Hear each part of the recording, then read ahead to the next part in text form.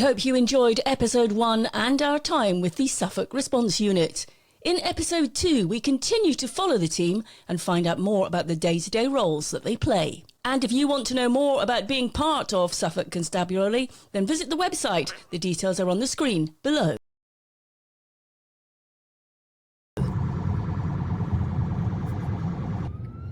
You know, the good thing I like about the emergency services, it seems that the country all over has adopted the right method in pulling over, and it does make it so much easier getting to jobs. You get the odd one that, you know, might be a little bit anti toward police. They think, oh, I'm not going to let you pass, but eventually we get past. But 9 times out of 10 we usually get a nice clear good run, unless it's the busy periods in the morning or school kick out time. But we're pretty much nearly here.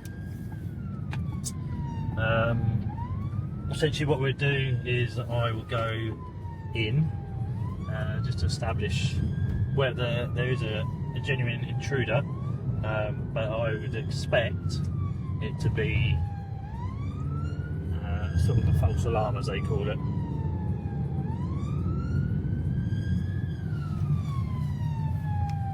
Usually the telltale signs are the people sort of in and out of the establishment. What's been the most traumatic one for you so far in your career that you've had to deal with that's had a real impact on you? I took a call just before Christmas where it come through as an abandoned call, and all you could hear in the background was somebody shouting someone's name. The details weren't very clear at the start of the call of what had actually happened, and it appeared, once we got some more information, that the boy was shouting his friend's name had died next to him in a car. He'd flipped the car, and I think we didn't have many details from that call. We only knew what happened when we had a second call from a lorry that could see it from higher up, that it was actually in a ditch. But from like my Oscar 1 and my supervisors, they were right over to me after I took that call to make sure that I was okay, and that I had support if I needed it.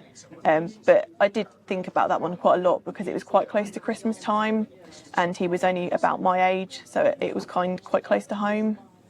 Yeah, I mean, it would be unreasonable to think that something like that wouldn't have an 100%, effect. yeah. How do you deal with that? I suppose just talk to people. Everyone's listened to traumatic things in the room now, so just talking to people, clearing your head, going for a little walk around the building, and then just get straight back into it. He lives further down the road at the moment, and they have rung in quite a few times about this male. He's not wanted on PNC. Yeah, received, and whilst you do that, is there any markers to be aware of? Yeah, just a violence and mental health mainly. Yes. So I'm here with Liv. Liv, just tell us how old you are and where you are in your policing journey. I'm 19 and I'm just under a year into my probation. So I've done my response course, I've done my investigation development part, and now I'm on the community part where I'm going to be engaged with the community.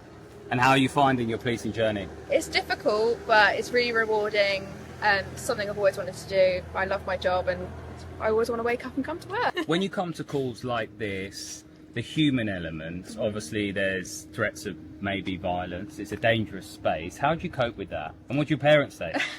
Well, my parents are used to it as well because my mum was a police officer, but you just kind of have to take it as it comes. You can't really overthink it too much, but you just have to take them as they come. You have to understand that people have got difficulties and illnesses that are going to influence them, and you always just have to take it with a pinch of salt. What surprises you about the job? Probably how many people waste our time, I think. Today we've had lots and lots of people wasting our time. People think things are emergencies, which certainly aren't. But that has really surprised me. And mental health as well, it's a lot worse than I thought it was before coming in the job. It's definitely highlighted a lot of that. How important is it to have a good team of people around you? You talked earlier about, when you've got a situation that you may be struggling with or even not struggling with, to be able to talk to your colleagues about their expectations and what they do. I mean, we see our team as family, really. We work Christmas with each other, we spend 6 days a week with each other. So we're all very close with each other. So yeah, we are basically like family. What made you choose this as a career? I always wanted to do something that was, like I say, rewarding, and I always had some sort of interest in the police, whether it was going to be police myself or sort of doing the background of it. I think doing this, I'm a little bit more safer inside.